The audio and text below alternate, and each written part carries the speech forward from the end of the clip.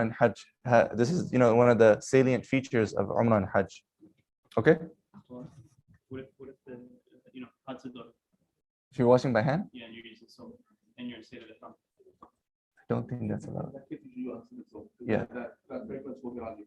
Right. If you're washing clothes by hand, for example, in the hotel room and like that, use unscented soap. And the process of doing so, that scent will be on you. Right. Jazakallah. Okay, so this is the moment where we enter the. On that note, if a person can avoid having to wash their clothes during the ihram, that would be better, right? So if it's something where you can just change into another set of clothes, especially for sisters, it's much easier.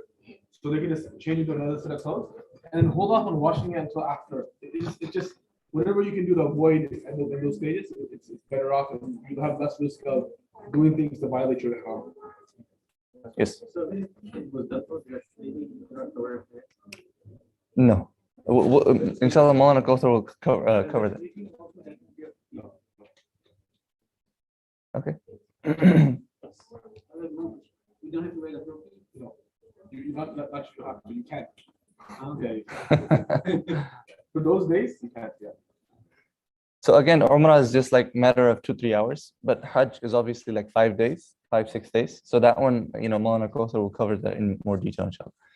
So this is the moment when you enter the Mataf area, which is the tiled area right around the Kaaba on the first ground floor.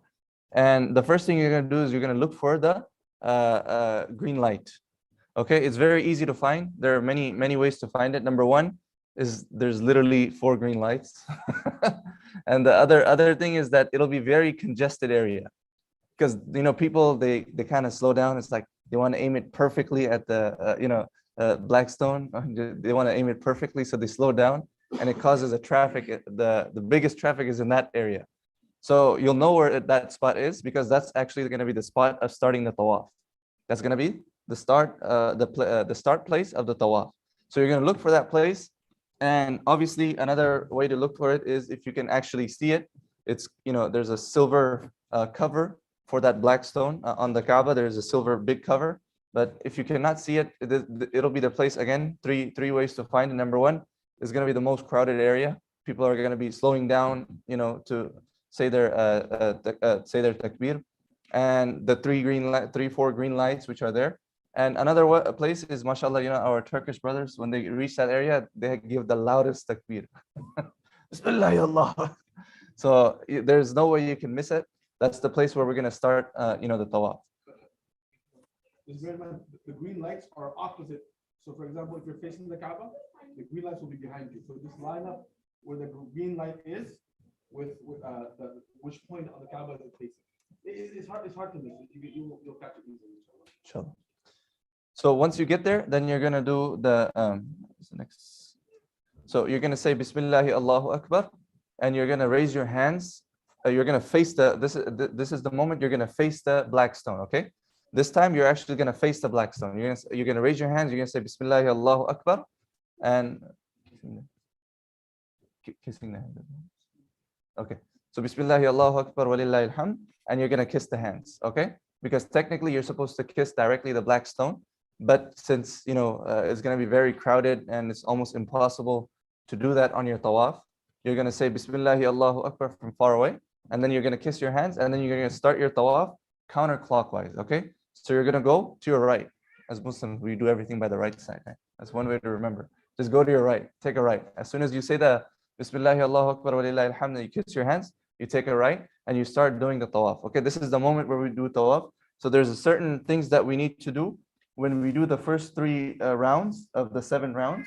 So inshallah,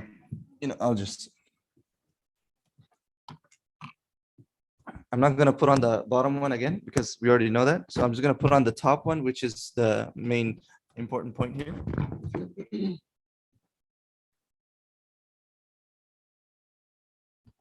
So for the first 3 rounds,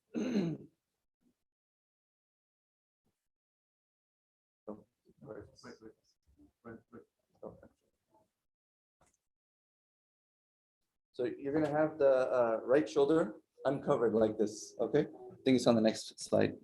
It's a little bit out of order. So this is going to be the first 3 rounds. Only for? What? Sorry, I'm thinking about something else. It's gonna be the entire this is gonna be, you're gonna wear this style the entire tawaf. Okay. But the first 3 rounds, you're gonna do something which is known as ramal. Okay. You're gonna do something which is known as ramal, which is just basically not like running, like just sprinting really hard. It's just faster walking, like really fast walking, not so slow either, but kind of like walking. Right, Monson? It's like the marching of a soldier. Yeah. Yeah. You like the marching of a soldier. And then the entire tawaf. Okay, all 7 rounds. The 3 rounds which I was mentioning is actually regarding the fast walking for men. Okay, again, this fast walking is for men, and also in sa'i when we do the Safa Marwa, that's also only for men. So once we start doing, let's see. Did I miss anything more? I think we're good, right? So this is known as ittiba. What we just showed. This one is called ittiba, and we will be doing this for the entire tawaf. And after the tawaf, we're gonna cover our shoulder. And for the first 3, we're gonna walk a little fast, like military style. And the dhikr to read. Okay, so the talbiyah, it should end before you start your tawaf. The talbiyah should end before you start your tawaf. And once you start the tawaf, there's gonna be there's gonna be three corners, and in those 3 corners you're gonna recite the 3rd kalima, Subhanallah walhamdulillah wa la ilaha illallah wallahu akbar. Okay, as we can see here, you're gonna pass the maqam Ibrahim. You're gonna go to the counterclockwise. You're gonna pass the door maqam Ibrahim. You're gonna pass the Hatim area. You're gonna go all the way around, and then once you reach, do we have a mouse? Does it work? The mouse doesn't work. Okay. Can you guys see the mouse? Okay. Oh, okay. Well, it's like next level. So once you go, you're gonna go this way, 1, and then this way, 2nd one, this way, 3rd one, and then once you reach this one, you're gonna read ربنا آتنا في الدنيا حسنة وفي الآخرة حسنة وقنا عذاب النار. This part right here, the 4th one, you're gonna read that dua. But the other 3, you're gonna read Subhanallah walhamdulillah wa la ilaha illallah wallahu akbar. This is recommendation. Again, you can read whatever you want. If you want to read Quran, you can read Quran. If you want to read your other adhkar, you can read your other adhkar. If you want to make dua, you can make dua. But especially the Rabbana Atina, this is for that last portion. This right here, the last portion. Okay, so that's gonna be 1 round as soon as you reach the Hajar al-Aswad. And then once you reach the Hajar al-Aswad, you don't turn towards the Kaaba. Okay, you don't need to turn. You just say Bismillahi Allahu Akbar. You raise your hand and then you kiss your hands, and then you continue. Okay, you continue the 2nd round, same thing. Okay, you go all the way around. Again, Subhanallah walhamdulillah, or whatever adhkar you want to read, Quran if you want to read. And then once you come to the last corner or the last side of the Kaaba, then you read Rabbana Atina fid dunya hasana wa fil akhirati hasanatan wa qina adhaban nar. And then you're gonna reach this a 3rd time, and you're gonna do you're gonna kiss the black stone from far away again, reading Bismillahi Allahu Akbar, and kiss your hands. Continue, and you're gonna do this 7 times. Okay, so total you're gonna kiss the black stone 8 times. Total, you're gonna kiss the black stone 8 times. Whether obviously nowadays it's not possible to kiss it physically, but far away, like virtually. No, it's okay. But basically, you're gonna do it 8 times, and then once you're done with the 8th time, that's when the tawaf is done. And again, as we mentioned, for the first 3 rounds, you're gonna do ramal, which is like military style brisk walk and fast walk. And then for the entire 7 rounds, you're gonna keep your right shoulder open. Again, this is for the men. You're gonna keep the right shoulder open, and then once you're done, then you go behind. Let me see what's on next. This is what we mentioned, and then the Rabbana Atina fid dunya, which is for the Rukn al-Yamani to the Hajar al-Aswad. And then after you're done with your tawaf, the shoulder should be covered now. Okay, once you finish the tawaf, you should cover your shoulder. And remember, if in the middle of your tawaf, the salah comes, you have to cover your shoulder. Okay, if in the middle of the tawaf, there's a salah time comes, you cover your shoulder for the salah time. Okay, you cover your shoulder for the salah time, and then reopen it again before you continue your tawaf. Right, Mom? And then so after you're done with your tawaf, you go behind maqam Ibrahim, not literally. Okay, some people they take this very seriously. They go literally right behind the tawaf. They're gonna shoo you off from there. The police, they're gonna tell you to go away from there. So you just go behind it. Okay, behind it is like a very, very vast, wide open space. Obviously, if Allah subhanahu wa ta'ala gave us the opportunity and there was not that many people, if you prayed right, a little closer to it, that would be good. But given the circumstances, there's going to be a lot of people making tawaf. You don't want to get run over, so on and so forth. It's best if you go behind the partitions. They'll have that spot partitioned where you can pray, and it'll be behind the Hajar Maqam Ibrahim. And you can pray that from behind it all the way to the end of the masjid. Yes. So even if you're like all the way close to the hotels, even it's still technically behind it. As long as you're in that radius of behind. So in that 2 rakats, you can read. You should read Qul Ya Ayyuhal Kafirun and Qul Huwallahu Ahad.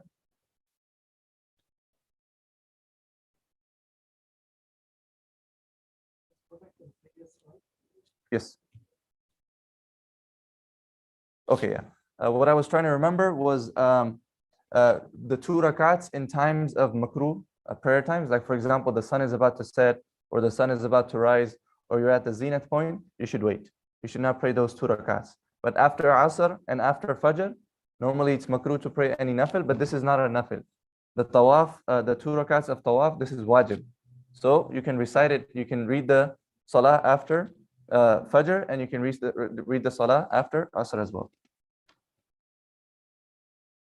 And then after you're done with the 2 rakats, you proceed to the Zamzam and drink the Zamzam and make dua. Any questions so far? Sister side, any questions?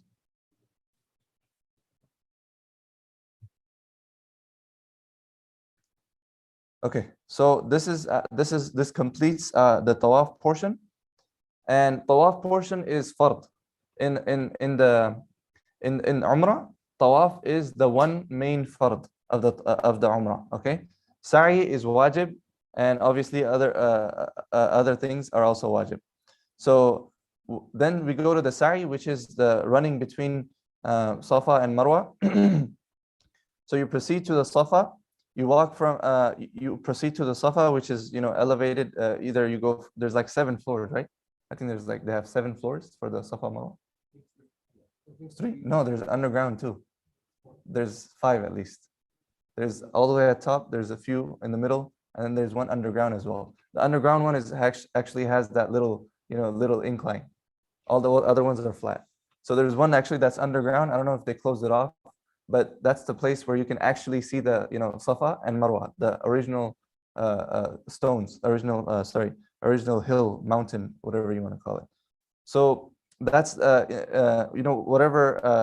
whichever level you decide to go at, you just go to the Safa. In this place, you'll make dua. I don't know if it's mentioned here. So in this place, basically, you'll make dua before you start, and as well you will say Allahu Akbar, La ilaha illallah, and you'll recite this 3 times, and you will engage yourself in dua. And you will do this at both Safa and Marwa. So once you'll start at Safa and you'll end at Marwa. You'll do 7 rounds in between, but you'll start at Safa and you'll end at Marwa. And the men should run between the green lights. Okay, the men should run between the green. Again, running means just fast walking, not like flash style zooming across. Just faster walking. You don't need to necessarily run really hard.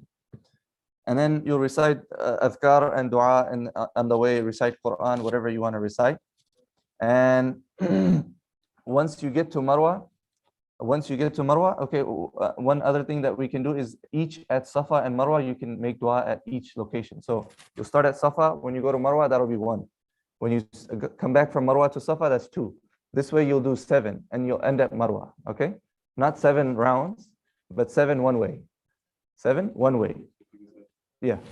Safa to Marwa once, Marwa to Safa twice, then again Safa to Marwa 3 times. So just going from one direction, that's kind of as 1, and you do that 7 times. Yes. Yes. Same. You don't. You're still in ihram. So you'll still, everything will be the same. Just you won't show your shoulder as you did in Tawaf. Okay. And then once you reach Marwa, it is mustahab to pray 2 rakats. It's not emphasized. You can pray 2 rakats, but definitely make dua. This is a place, again, you almost completed your, somebody has a question? So this is the place where, your umrah is completed. This is definitely a place where you want to make dua. And it's mustahab, again, to recite the 2 rakats. If not, you definitely make dua at that spot. And then after you're done, you go any place to get a haircut, whether it's trimming, but obviously shaving the full head, this is more rewarding. Shaving the full head, this is more rewarding. I think that's it. Any questions on that part? Yes. Is it like first, like when you are done, then you have to clean your hair, or you do it like when you are done with the whole, like? So Safa Marwa is the last. Okay. So okay. So there's a few different types of Hajj. So Maulana Kauthar will explain that, inshallah. But this is just if you're doing Umrah by itself. Okay. And this one of the ways of one of the Hajj is that you do Umrah by itself. So this will be the Umrah by itself. You'll get a haircut. Yes. So the woman, I think Maulana Kauthar was planning to, inshallah, elaborate. Women will cut about an inch of their hair. Yeah. They'll cut about 1 inch. Okay, and this is why Maulana Kauthar was mentioning that you should take a scissor with you. Otherwise, it'll become, tough. I don't think they have a haircut place for women. Yeah, they don't have haircut places for women. The women have to, help each other out there. So if you can't find any other woman to cover for you to cut the hair, so what you can do is your mahram, either your husband, your father, your brother, whoever's traveling with you, let them get their hair cut first, and then they can cut that 1 inch for you. Okay? Yes. Yeah. You don't have to get the haircut on Marwa. You can get the haircut anywhere. Obviously, for men, there's if they're not gonna do it by themselves, there are many haircut places where they can get their haircut, and then after the men are done, they can cut their wife, sister, mother, whoever's hair 1 inch. Okay, unless there are other women there that can help out, then mashallah, that'll be nurun ala nur. And what women do is they gather all their hair together, and making this together like a ponytail. Yes. Let's cut 1 inch from the bottom of that. All right, let's not take this opportunity. Some people, they use it as an opportunity, cut really high up. Oh, you know what? This is uneven. Let me just cut it. No, just 1 inch is enough. Inshallah. Yes. So one other question is, do women need to wear that on other like? Ihram? I mean, I guess like maybe like if they're in the takeoff. In the hijab. Yeah. So remember, ihram is a state. It's not necessarily the article of clothing. So in the presence of other women, if their hair is uncovered, it's permissible. Yeah. Okay, inshallah. Maulana Kauthar will cover the Hajj portion. One point that I just remembered, also with regards to Marwa and Safa and Marwa, bear in mind you want to get to the top of the hill. Sometimes people, they kind of cut corners. Basically, you want to avoid doing that. So be mindful of that. Just getting to the top of Safa and to the top of Marwa when we're going back and forth. Yeah. Top doesn't, like, you'll see there's certain parts where you can actually see the mountain. You're not required to like literally touch that, but you'll see that when you get to the top of the hill, there's pillars separating on the two sides, right? Because you alternate. Once, it's like you have traffic, right? And you have the barriers in between. So what some people do is the last barrier, they kind of cut it short and they just jump across. You want to make sure you get to the part where clearly you've reached the point where the hill starts. You're just gonna make a nice U-turn, not just. Yeah. Get to the top, take your time to make dua. Each of these points, the purpose, one of the main purposes is that these are times that connect us to Allah. Take the time to ask. Sometimes what happens is people is trying to get through the action. Remember how many sa'i in particular, you only do sa'i when it's accompanied by a tawaf for either Hajj or Umrah. So you don't get many opportunities to do sa'i. You won't get the opportunity to have that special blessing and sanctity. Imagine Hajar alayhi salam, the wife of Ibrahim alayhi salam, she was going to the top of each of those mountains, looking for the bounty of Allah to come down.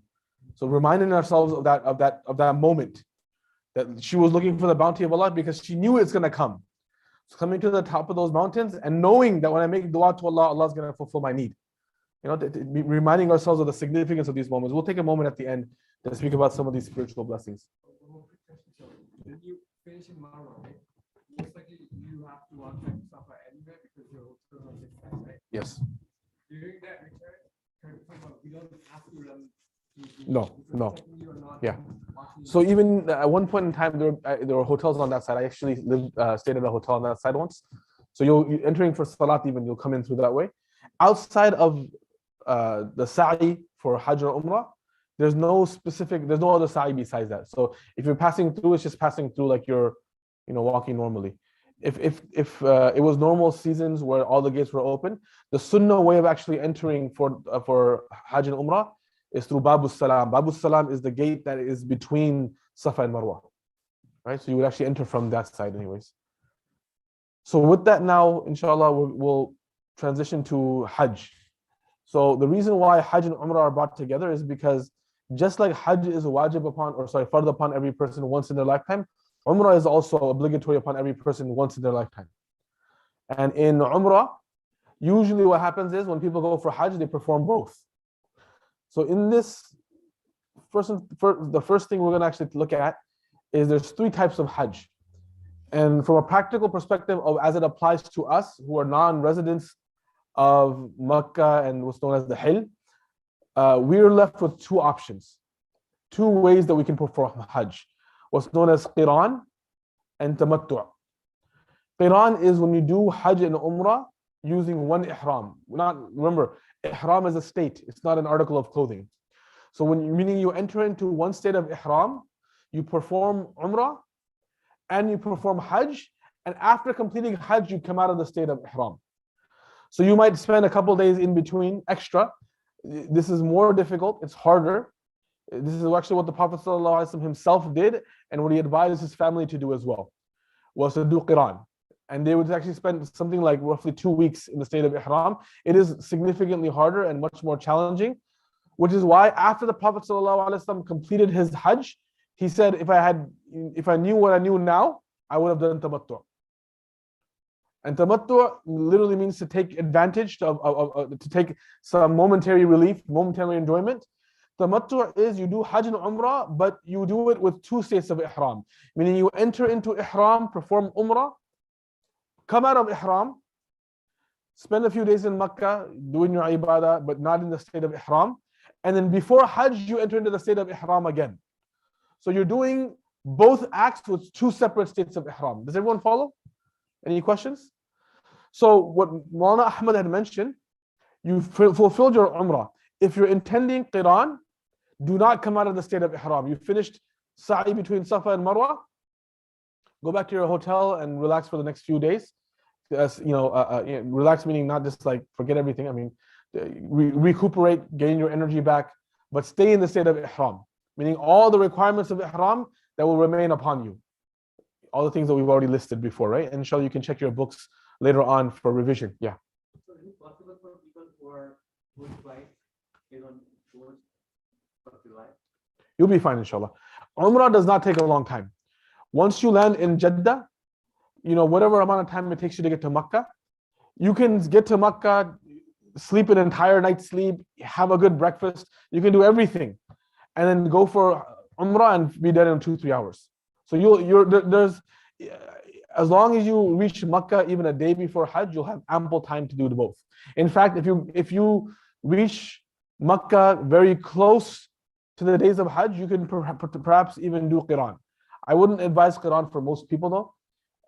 If you're going to especially be in Makkah for a number of days, it's not advisable to do Qiran because it is hard, it is difficult, right? Imagine you're in that state, you're going to want to, people often hesitate to take, shower and everything during ihram because of the fear of hair falling out and all these things. It's avoiding shampoo, avoiding these things. It starts becoming, like to give an example, once you come out of ihram after Hajj and Umrah is not as big a deal, right? It's only about a day. But when you get out of ihram after Hajj, it's like that shower is like the best shower you've had in your life, right? Like you still remember it fondly, right? Years later, it's because it gets to you. At that point, you just want to scrub and get a good clean shower. So it is difficult, that state that you're in, it is difficult. So for those that have the himma and those that feel that they can manage and still to stay away from all those things, yes, Qiran has great virtue, but the advice is given, generally speaking, to do tamattu, because even the Prophet at the end of his Hajj mentioned if he knew then what he knew at the end, he would have done it. But now, bearing in mind the Prophet was in the state of ihram for roughly about 2 weeks. So if it's like a day, 2 days, then Qiran is not that difficult. In comparison to Hajj, it's just adding another extra day or two. But if it's going to be where you're arriving a week early, then perhaps it's a better idea to do tamattu. Ifrad we won't discuss because it primarily applies to those that are residents of that region. It's when you do Hajj on its own without doing any Umrah accompanying it. Yes? Quran is more virtuous? It's said that Quran is more virtuous because it's more difficult. And the more difficult you're going through, the more reward you will get. Yeah. But at the same time, don't bite off more than you can chew. The whole process, there's a friend of mine, old work colleague, he used to tell me that, I hear about people doing these these Hajj packages where they're staying at the Hilton and they're staying at this and that. He said, I want to go in those like packages that people that are coming from the village in the middle of I don't know, from the village someplace. I want to do Hajj like that. I'm like, brother, we're not used to it to begin with. This is hard enough as it is. Don't make things harder for you than it needs to be. Yeah. Inshallah, if I could advise, if it's the first time for people going and you don't know what to expect, play it safe. Inshallah, Allah grants you tawfiq to go again. But if it's something where you know what to expect, you know what it entails, you feel you can handle it, then that, make an informed decision, then there's nothing wrong with that. I want to just do a quick overview of the days of Hajj because we're going to be using a lot of terminology. By all means, if you forget the term that I'm using, I'll try to explain every term. Just raise your hand and mention it. Sisters, feel free to just speak whenever you need to speak. Or if you want to pass a message, pass a message. But if anyone needs any clarity, just pause for a second and remind me, right? But this is an overview of the days of Hajj. So a person has completed his his Umrah. Now we're going to be entering into the days of Hajj, starting from the 8th. First thing is enter into the state of Ihram. Either on the 8th, or if you've already entered Ihram because you're doing Qiran, then you're already in Ihram. The first thing you'll do is you'll do wuquf of Mina. You'll hear this term a lot, wuquf. What does it mean to do wuquf? It just means to stay someplace. The whole responsibility of that task is to just stay someplace, right? Just within the confines of an area. So it starts with staying in Mina for 24 hours. Then you'll do the wuquf of Arafah, which is the most important day of Hajj. And you'll stay in Arafah for the period from Dhuhr to sunset. After Arafah, you'll leave from Arafah and go to Muzdalifah, which is a valley between Arafah and Mina. And you'll spend the night and you'll do what's called the wuquf of Muzdalifah. You'll spend some time after Fajr in Muzdalifah. From Muzdalifah, and I don't know how big this map is, or I hope it's coming out clearly. One way to ensure you guys can Google this as well and look at this map. This is Arafah right here. This is Mina right here. You guys seen them? Okay, let me see if I can.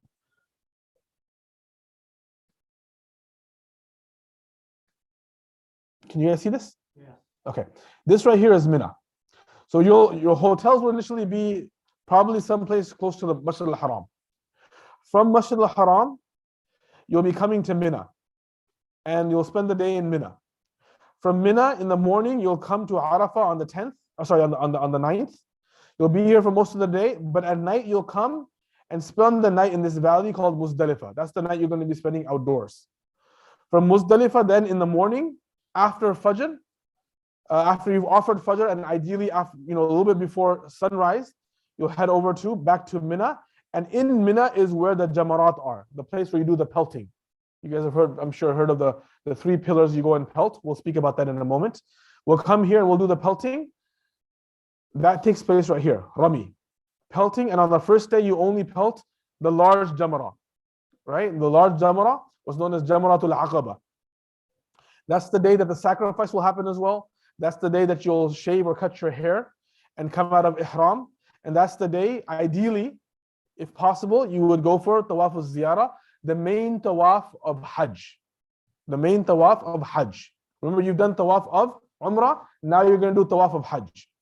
After the tawaf of Hajj, you're going to also do the sa'i of Hajj, which Maulana Ahmad just explained. You'll do sa'i again.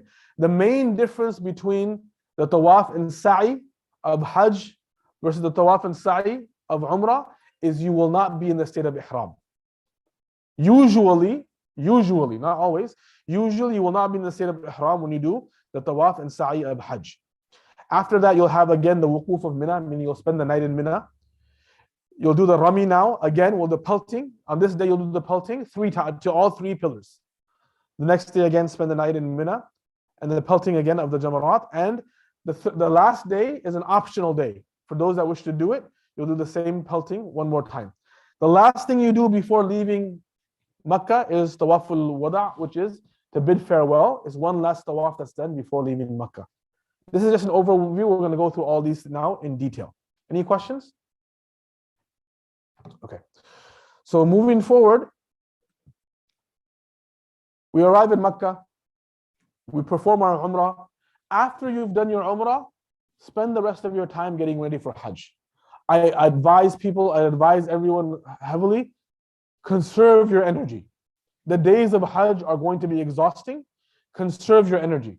It's very common for people to get a little bit sick during Hajj. It's extremely common. In fact, some of the ulama mentioned that it's a sign of acceptance as well, right? It's sickness in the time of Hajj.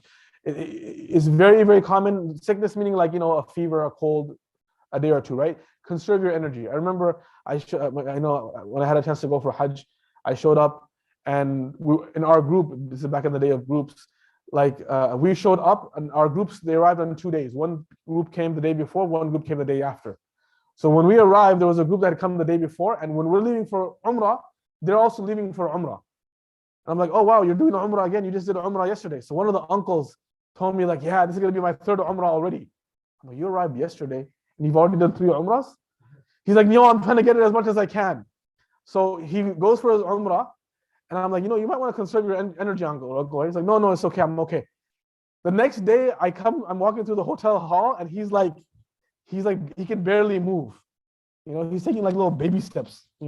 He's rubbing his feet, trying to get from the room to the next room. He completely his muscles just completely got shot. He had no more energy. He couldn't walk. Just muscle fatigue. Don't burn yourself out. Do ibadah, do tawaf, go to the masjid, pray, do all these things, but also be concerned about conserving your energy. This is what it meant. When we say get ready for the days of Hajj, part of that is your health. And I encourage those that have time, from right now, start walking. Start walking, start hiking. Do what you can to build up your stamina. There's going to be a lot of walking, so try to get into the habit of it before you go. If you're leaving tomorrow, you're leaving tomorrow. But if you have some time, spend whatever days you can to try to, get used to that action of walking. Yes. No, you won't be in ihram for tawaf al-ziyarah, most likely. And I'll clarify when we get there. Most likely when I'll clarify then. So now that we've gotten ready, the 8th day of Dhul Hijjah has come upon us. This is known as Yawm al-Tarwiyah. Yawm al-Tarwiyah means the day that the camels will be given water. So even this day is known to be a day of rest, right? All you have to do, enter into ihram, and there's 2 ways you can enter into ihram. You can enter into ihram anywhere inside of the city of Makkah. The best place to enter ihram is the masjid. The easy way to do this is in your hotel, put on your whatever you're going to wear for ihram, get ready. Your brothers wear your ihram sheets. Sisters wear whatever your clothes you intend to wear for ihram. Go to the masjid, offer 2 rakats, nafil, the same process that we talked about entering into umrah, entering into the state of ihram. Do the same thing. Go to the masjid, make intention, offer 2 rakats salat. Afterwards, make dua to Allah, make the intention of Hajj. Right? Oh Allah, intend Hajj, make it easy for me and accept it from me. And then recite the talbiyah. Labbaik Allahumma labbaik, labbaik la sharika laka labbaik, innal hamda wan ni'mata laka wal mulk la sharika lak. Right? Learn this, learn the meaning of this. It's in your books as well. You guys will have that there. enter into ihram, and by reciting the talbiyah, you've entered into the state of ihram. Now go back. Most likely, from a logistical perspective, what used to happen before is the groups would arrange the buses. Now, most likely, what the people are anticipating is they'll probably have a queue set up where you have to go there, and the buses you'll board the buses based on the package that you have. Most likely, what they'll do, this is similar to what they've done in the past years, is they gave people bracelets, color-coded bracelets based on the package that you have. And that bracelet determines where you'll be going. All the North American tents are usually all together. So there will only be a handful of places that you can go to. Don't worry, don't panic. Just know where you need to get to. There'll be a queue, they'll load the buses and take you there. Right? They'll load the buses and take you there. You'll get there, inshallah, don't worry about that. And they'll facilitate that. Most likely that's the manner in which it will happen. When you get to Mina, recite the talbiyah this entire time. Keep reciting the talbiyah. Recite it as much as you can. Mina, you do nothing for the next 24 hours. You leave after Fajr. You leave after sunrise. From sunrise until Dhuhr time is preparation to get to Mina. That's ample time. You'll get there comfortably. Once you arrive in Mina, you have 24 hours to relax. This is known as the day of Tarwiyah. This is the day where you get the animals ready. Now, part of getting the animals ready is you get yourself ready as well. Right? You're in the state of ihram for 24 hours in Mina. Get yourself into the frame of mind. Remind yourself of what is this Hajj about. Remind yourself of the story of Ibrahim alayhi salam. Remind yourself of the sacrifice of Ibrahim alayhi salam and his family, right? This was the place where Ibrahim alayhi salam came. These days, he saw that dream where Allah is telling him to sacrifice his son. These are the days where he's pondering these thoughts. How do I do this? How do I explain this to my son? Imagine the state that he was in. That is the place where he was in. Get into that frame of mind. Imagine how Ibrahim alayhi salam's entire story and the story of his family was how do we sacrifice for Allah's sake? Get into that frame of mind. Do ibadah, read Quran, do dhikr, make a lot of dua. Right? Make a lot of dua. I encourage everyone, the book that I showed before, right? The Secrets of Pilgrimage, get the book, try to read it. It'll remind you of that state, the virtues of Hajj, read it. It will get you into the right frame of mind. Inshallah, when everyone signs up for the WhatsApp group, what we'll do, inshallah, at the end, I hope everyone is registered at this point. We'll send an email out to all the people that registered, the link to the WhatsApp group, and we'll send resources on that WhatsApp group. If you do not hear get the email within the next day, send an email or message Masjid al-Huda on Facebook or Twitter or by email, and inshallah we'll make sure that you get onto it. I'll also try to put up the QR code before we leave today, if anyone wants to join before we leave. But we'll send those resources. If you can't get the book, you read the PDF. Do what you can, but try to get prepared. Remain in Mina, perform Dhuhr, Asr, Maghrib, and Fajr of the next day. After Fajr of the next day, we come into the next stage of Hajj, the 9th day of Dhul Hijjah, Yawm al-Arafah. This is the most important day of Hajj. The Prophet ﷺ mentioned in one narration, Al-Hajju Arafah. Hajj is Arafah. Right? This is a very important day. Imagine, Imam Ghazali mentions an example that when you're going from Mina, imagine Mina is that transition that you're in the grave and you're getting ready for Yawm al-Qiyamah. He says, now imagine Arafah is the day, it's the Hashr, it's the resurrection that everyone is being brought together. This is that day of Arafah. The way we go for Arafah is leave from Mina to Arafah. If you're on the package that has a train, you'll go to the train station and you'll get there. If you have a bus, the buses will come to the tents, you'll load up on the buses and you'll get there. From the time of sunrise until the time of Dhuhr, Zawal. Right? That entire time is about transitioning and getting to Arafah. It's not hard to get to Arafah. You'll get there, inshallah, with ample time. Once you arrive in Arafah, get ready. Now it's your time. It's not the time for wuquf yet. The time of worship, the mansak of Arafah, the rite of Arafah has not started yet. So the time you have until the time of Dhuhr entering, what's known as Zawal, this is your time to get ready. If you need to eat lunch, eat lunch. If you need to get some stuff together, whatever you need to do to get ready before Dhuhr time enters. Once Dhuhr time enters, now you're on the clock. This time from Dhuhr until Maghrib, this is some of the most precious time you have for as long as you're going to be alive. Because there's no other place, there's no other Arafat other than the Arafat that we have there. Yes, the day of Arafah is sanctified for Muslims around the world, but that place, there's only one place. Take advantage of that time. Imagine that this is your opportunity to envision what would it be like for me to be on the plains of Hashr. I'm waiting for my reckoning to take place. How do I answer to Allah? What do I say to Allah? This is your time to get ready for that moment. Is advised on this day, stand outside in the sun standing up. So it reminds you more of how it's going to be like on that day. On that day, the sun will be brought past, it will be intense heat. Like I said, if you need to go inside, get some rest. If you need to go inside to get some water and juice, do it. Don't dehydrate yourself. Don't get sick. But as much as possible, get yourself in the frame of mind and spend as much time in dua. This is the day of dua. This is the day of dua. This is the day of dua. Focus on that throughout this time, right? From the Fajr of this day also, the days of Tashriq begin. Ayyam al-Tashriq begin. This applies to the people from around the world. From this day, from Fajr, we recite the takbir, Allahu Akbar, La ilaha illallah, Allahu Akbar, walillahi alhamd. We recite this once after every Fard Salat. Men and women alike, men recite it out loud, women recite it softly to themselves. But you also do this from this day. Now, the question comes, people may have heard about this. Do you combine Salat and Arafah or not? There's a place called Masjid Namira. If you coincidentally happen to be close to it, you can go to it. There's a khutbah that's given there, and Dhuhr and Asr is offered in conjunction together behind the Imam.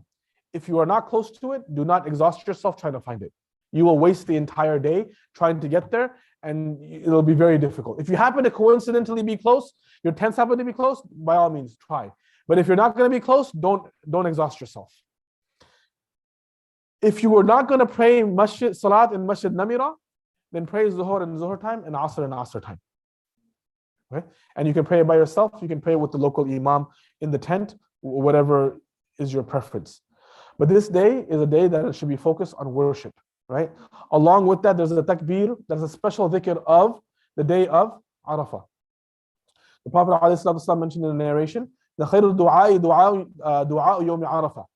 وخير ما قلت أنا والنبيون من قبلي لا إله إلا الله لا إله إلا الله وحده لا شريك له له الملك وله الحمد وهو على كل شيء قدير. The Prophet ﷺ said, the most excellent dua is the dua of the day of Arafah. The Prophet is saying the best dua is the day of Arafah. And the best of what I and the prophets before me have said is this supplication, this dhikr. La ilaha illallah wahdahu la sharika lah. There is none worthy of worship but Allah in truth, and there is no partners. He has no partners. To him belongs the dominion, to him belongs all praise, and he is capable of all things. Read this in abundance on this day as well. Try to read it at least 100 times. If you can, read it 300 times, but read it in abundance, along with your du'as, in between your du'as. This is a very powerful dhikr, and it's a special dhikr for this day as well. Focus on this time, right? Like I said, this is a time when du'as are accepted. It is necessary for a person to remain in Arafah for this entire window. Don't leave. Now, many people may be familiar with that very famous image of the people climbing that mountain. You know, people climbing the mountain and trying to do ibadah. There's no special virtue of climbing that mountain. There's no special virtue. Brothers and sisters, please remember this point. There's no special virtue of climbing the mountain. Alhamdulillah, I had a chance when I had a chance to go for Hajj. We try to tell this to everyone, right? I remember the day after Arafah.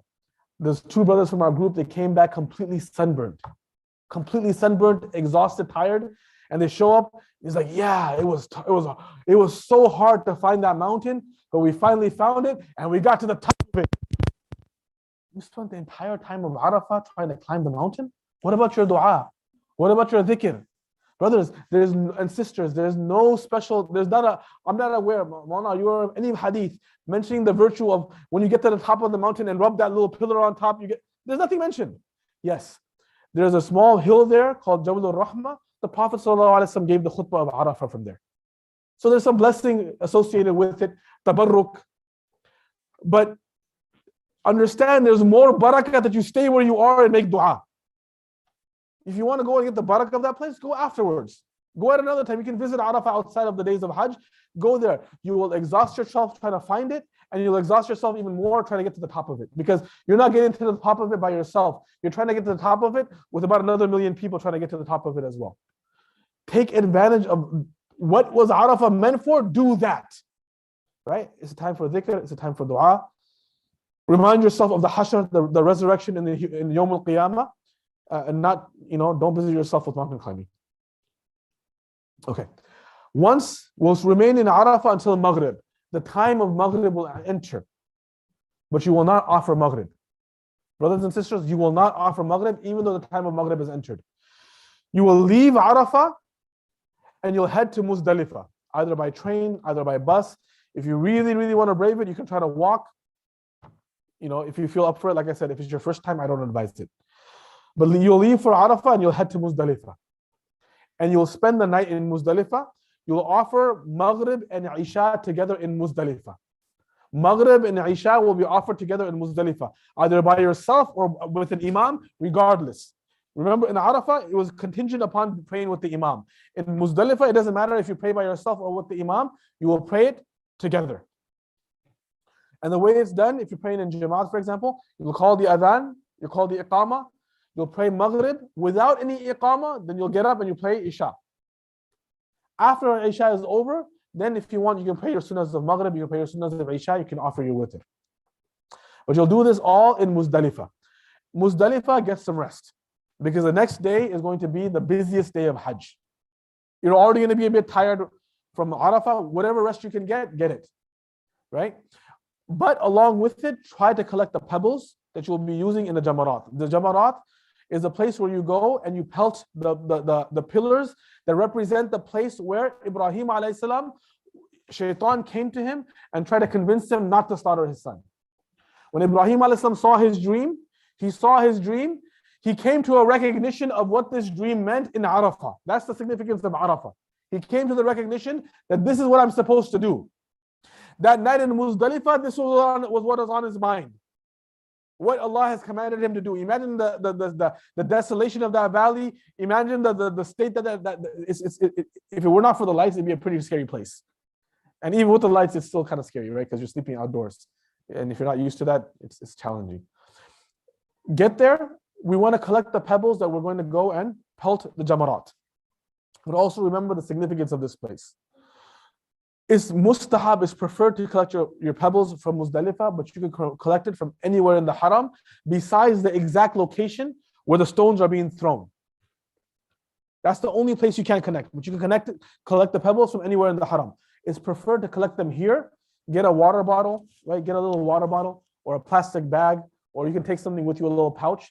Collect 70 pebbles between the size of a date pit and a chickpea. Don't get 70 boulders, right? Because you're going to be carrying those boulders for the next 3 days. It's not going to be fun.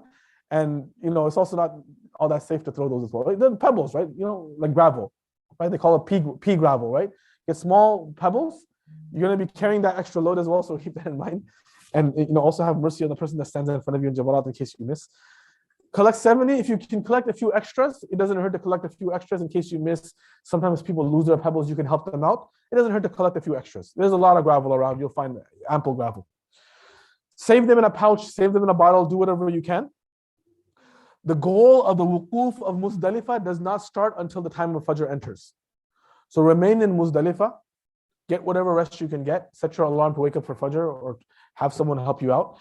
When you wake up for Fajr, the wuquf of Muzdalifah is from the time of Fajr entering, after you pray your Fajr, to stay there for a period. That's the minimum. Stay there for a minimum, make dua. So again, the purpose here is dua. Over and over and over again, the purpose is dua. Everywhere you can, make dua. Everywhere you can, make dua. So imagine, they give the example that Muzdalifah, imagine it to be like the desolation of the grave. Right? So make that dua, spend some time after Fajr, the ideal way of going about it.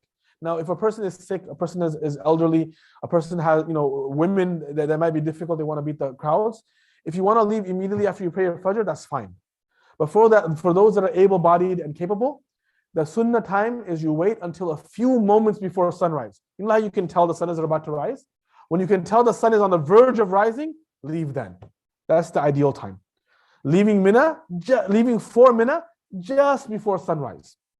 Now, again, you'll take the train, you'll take the bus, or you can walk, right? Depending on the situation. If you walk, you can walk straight from Muzdalifah to the Jamarat before you get to Mina. If you take the bus or the train, they'll drop you off at your tents. From the tent, then you'll have to take, you'll have to find your way. There's ample signs, you'll be able to get there. Use Google Maps. I'm going to send a link, inshallah, on the WhatsApp group. There's a very nice website that shows you very detailed maps using Google Maps of special places in Makkah and Medina. It'll help you navigate. But wherever it drops you off, you have to get to the Jamarat and do it. If you walk, you can walk straight to the Jamarat.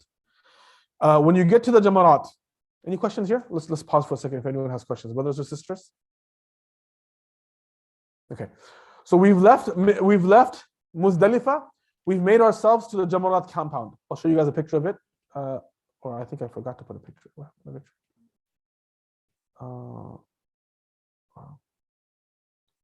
I think I might have accidentally deleted a slide.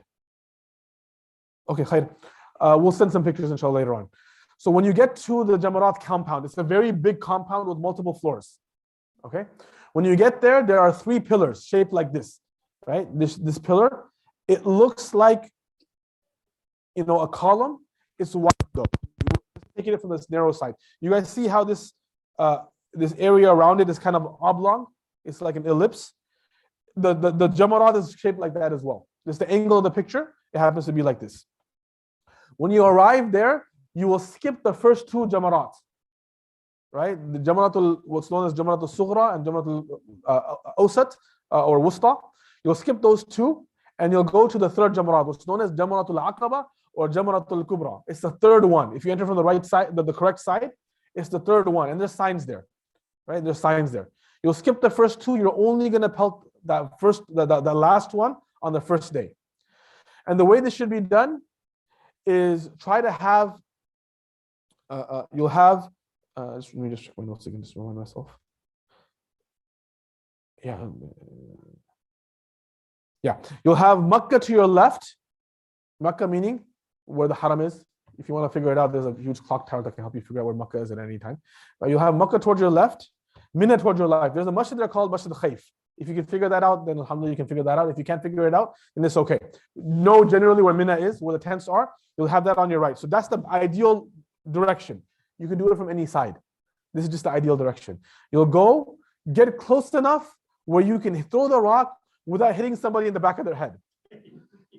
You would hope that would be self-obvious, but it needs to be mentioned, right?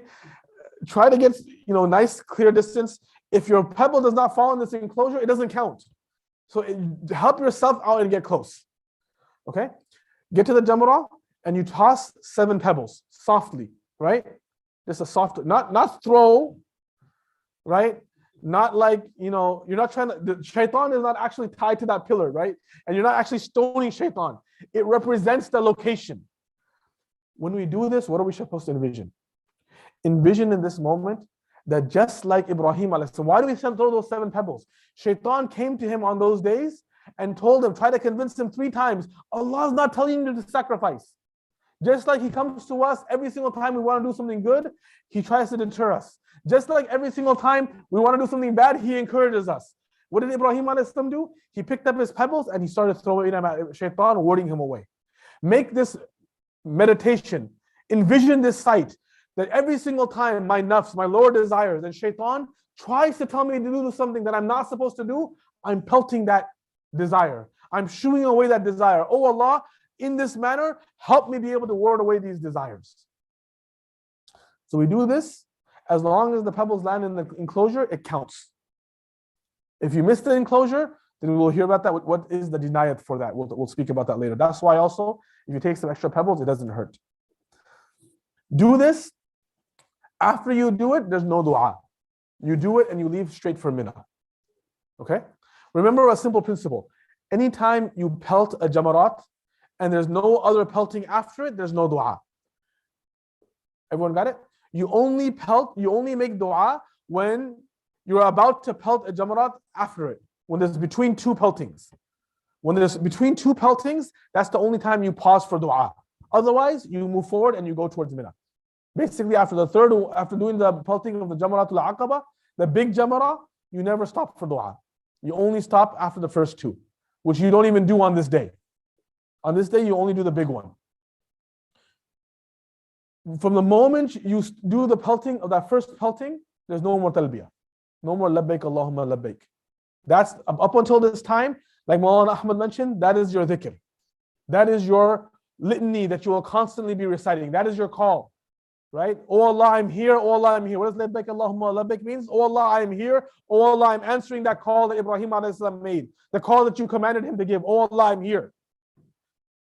Here, this is where that call stops. After we finish, you head over to Mina now. Any questions? Okay.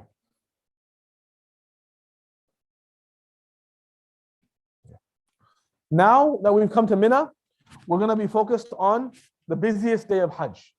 This is, remember, the 10th day of Hajj is a very busy day. 3 things will happen on this day. One is the pelting of the big Jamara. Second will be the sacrifice of your animal.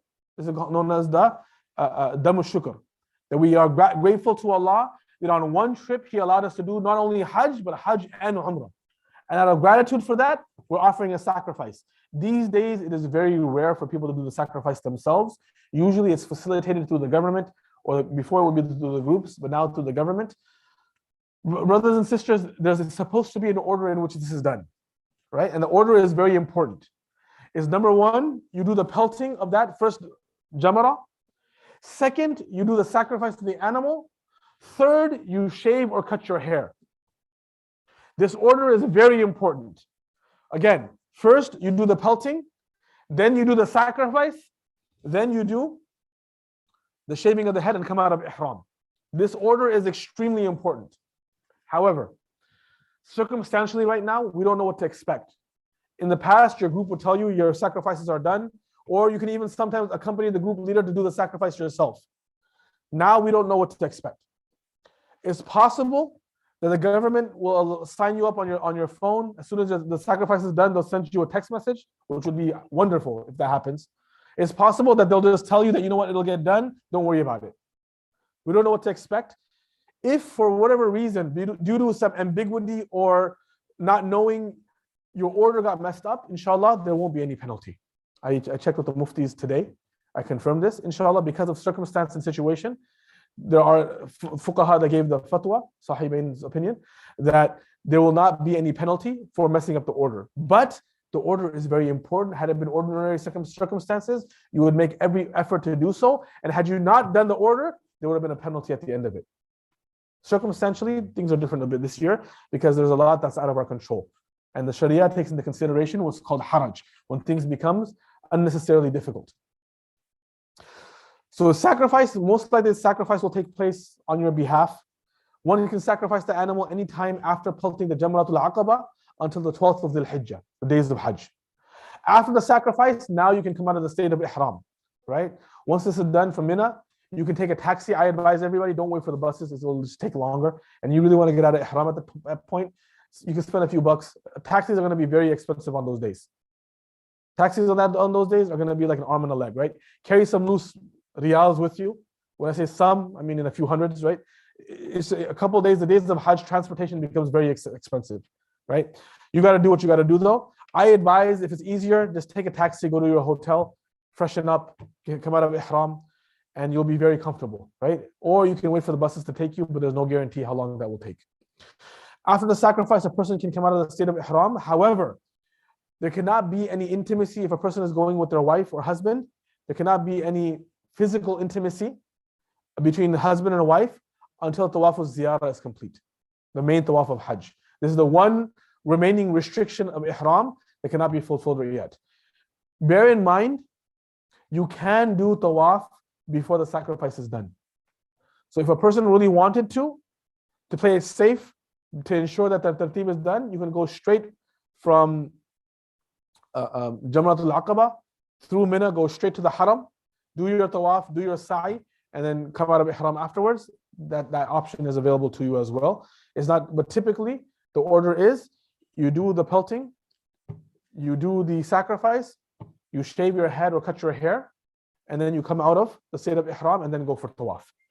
Note, the Prophet ﷺ made dua 3 times for the people that shave their heads. May Allah have mercy upon them.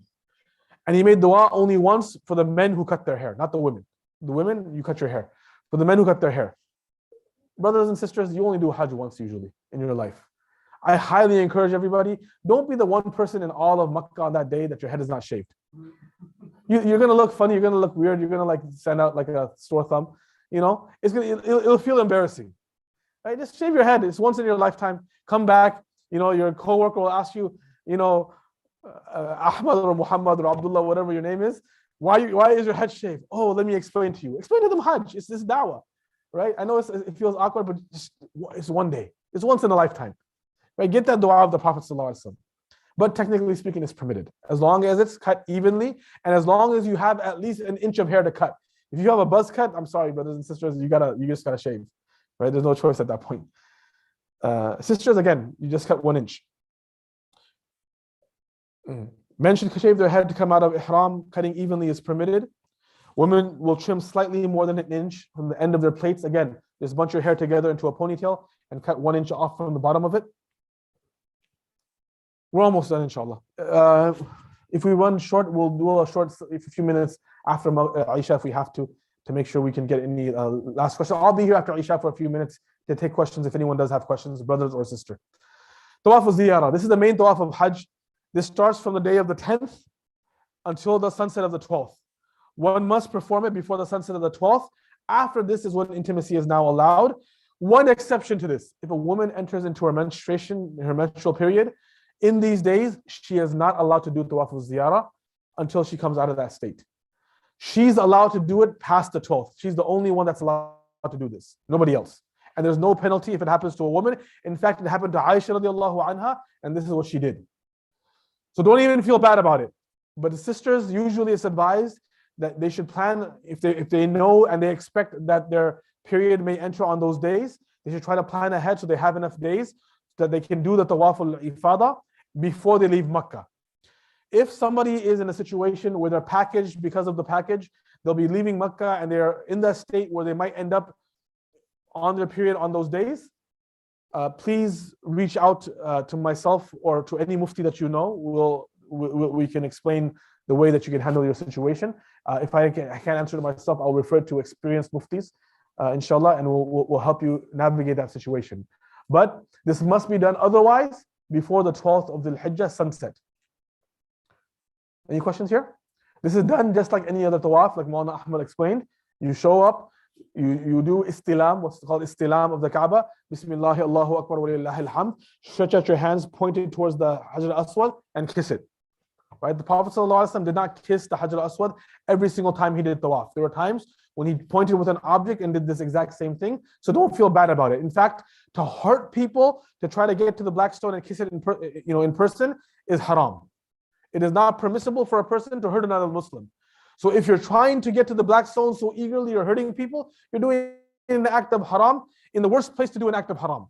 If it happens easily and you're able to get there without causing any difficulty to anyone, including yourself, then by all means, go and kiss it at least once. Any questions here? Tawaf is done exactly in the same manner, except for the fact that you'll be in your plain clothes. From there, you'll then go to the sa'i. Sa'i will also be done in the same manner. The preferred time to do sa'i is after the Tawaf al-Ziyarah. If you want to take a break, you can take a break as well. Ramal should be done in the first 3 rounds. There's no ittiba, uncovering of the shoulder, because you're not in the ihram garments, but you should march for the first 3. Bear in mind, from here on out, it's still sunnah to spend the night in Mina, do wuquf of Mina on every single night of Hajj, meaning up until at least the 12th night, and it's even better the 13th night as well. The 11th day of Dhul Hijjah, this is the time for the Rami. Remember, for the first day, the pelting began after sunrise.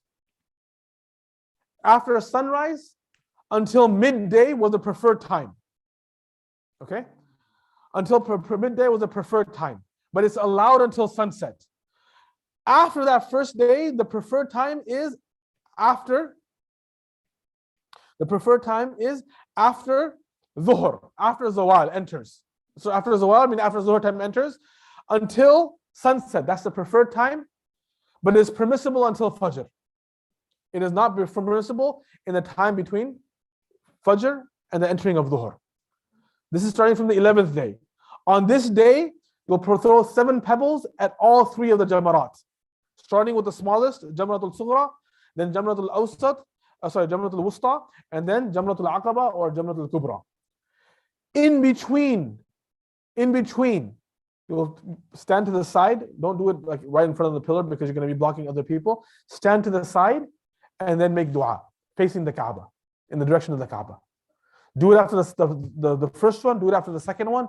Don't do it after the third one. Okay. Now, along with this, just a word of advice. Don't go immediately after Dhuhr. That is where there is the biggest crowd. All the horror stories you hear, people got trampled, people got stampeded, people got this, that, and the other. That is the time when the crowd is. People spend the night right underneath the jamarat to be able to do it right there. Wait about 2 hours, it'll be much, much more comfortable. Wait about an hour or 2, it'll be way more comfortable. Go around, if Dhuhr enters around 1 or 1:30, get there around 3:30, it'll be much more comfortable. It'll still be within the time that is sunnah, and you'll be able to do it much more easily, right? And much more comfortably. Pause and take your time, go there at a different time. This is now basically all we do for the rest of the days. The only thing we have to do is the rami of the 3 jamarat. This is the picture that I was mentioning. 1, 2, and 3. You enter from this side and you exit from this side. Okay. There's about, I think, 5 or 6 or 7 stories. You can go with any story, it's fine. And you'll do that. You'll make dua in between these 2 and in between these 2. You will not make dua after this one. After the last one, you will not make dua. Okay? Besides this, you have nothing else to do on the 11th day.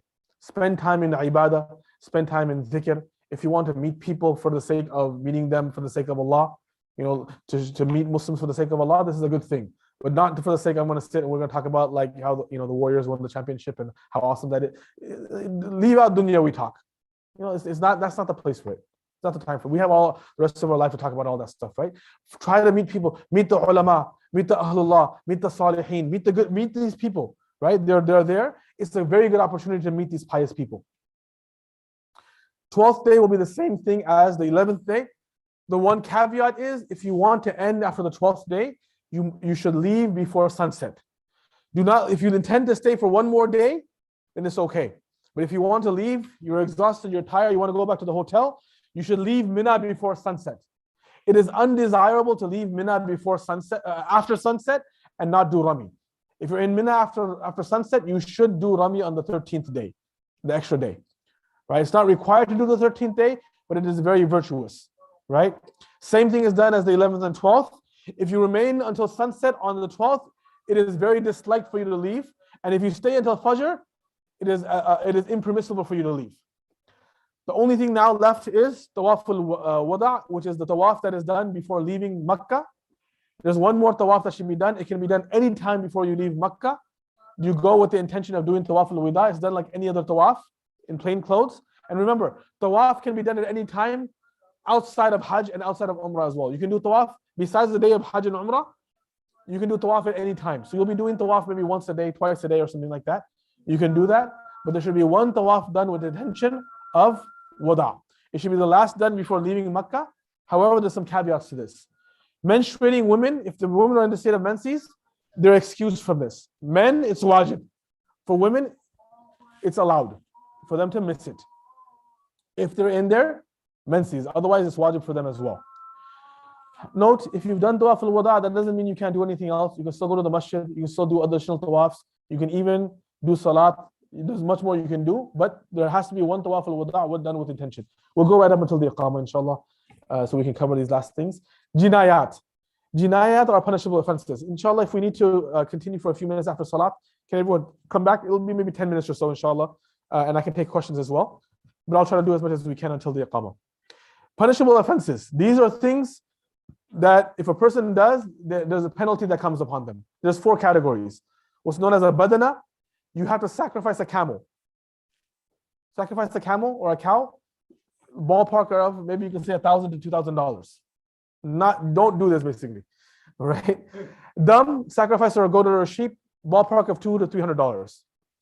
Sadaqah, this is a small jinayah. You give it an equivalency to sadaqatul fitr based on Makkah, right? You can ask the local ulama, but give maybe whatever it is, $10, $15 equivalent, right? Or some amount less than sadaqatul fitr, give some amount of charity. These must be discharged in the haram. You can't call your uncle in Egypt or in Pakistan or in Bangladesh or in Afghanistan or wherever and say, can you do a sacrifice for me? It must be done in Makkah, right? And it has to be fulfilled in Makkah. What happens when do you have to give a janayah, for a badana, which is a cow or a camel? If a person has intercourse with their spouse after the wuquf of Arafah, but before halaq, before they came out of the state of ihram, this must be offered up. Or if a person does tawaf of ziyarah, tawaf of hajj, in a state of major ritual impurity, when a person needs to do ghusl, meaning those things that prevent a person from hajj. For example, if a sister went ahead and did ziyarah while she was on her menses.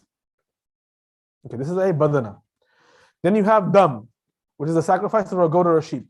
Any of these acts, any other act of intimacy short of actual intercourse, a male wearing normal clothing for at least half a day and half a night, shaving a quarter of a person's hair or beard, a male or female covering their face for an entire day, applying fragrance to one's clothes for an entire limb, cutting all the nails of one hand or foot, to omit any wajib of hajj, or to omit any tawaf al-wada. Basically, anything that you do wrong, my advice is ask an alim, ask a mufti. We'll have the WhatsApp group, you can ask there. Make sure that you get things cleared up because it's hard to remember all these things, but it is in your books.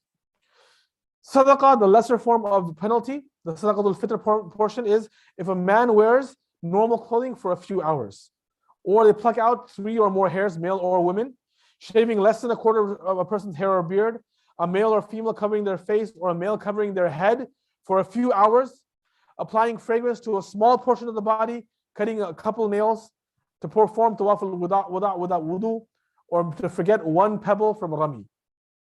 And then finally you have the jinayat, the smaller ones, less than sadaqatul fitr. If you kill lice, if you kill locusts, or you pluck 1 or 2 hairs, or even if a few accidentally fall out, it's safe to just give a little bit of sadaqah. We'll stop here, inshallah. We'll get ready for salat.